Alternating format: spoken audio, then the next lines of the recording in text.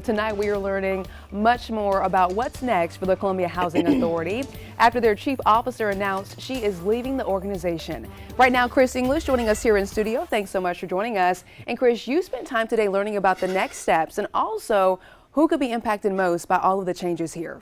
We did, Erica. This afternoon, we had a chance to sit down with Columbia Housing Authority CEO Yvonda Bean as she agreed to sit down with us for a wide-ranging interview about the Housing Authority, her next chapter, and what's next for the organization. I've made a decision to resign from Columbia Housing to join another organization that happens to be troubled and in HUD receivership.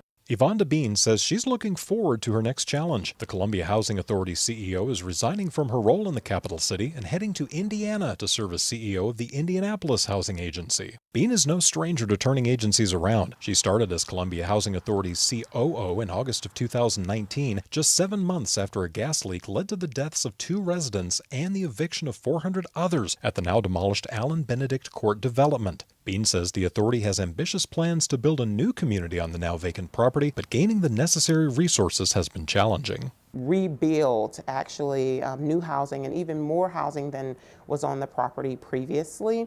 But our plans were somewhat stifled. There were some decisions made at the state level that unfortunately impeded our ability to move it forward as quickly as we would like. Despite fewer federal and state funds, the Housing Authority has been able to make progress on several large-scale projects, including Oak Terrace and Oak Park, Oaks at St. Anna's Park, and Haven at Palmer Point. Columbia Mayor Daniel Rickenman praised Bean's service to the community, saying in part, more than 400 new affordable housing units were constructed during her tenure. We appreciate her leadership and know she will continue to do great things.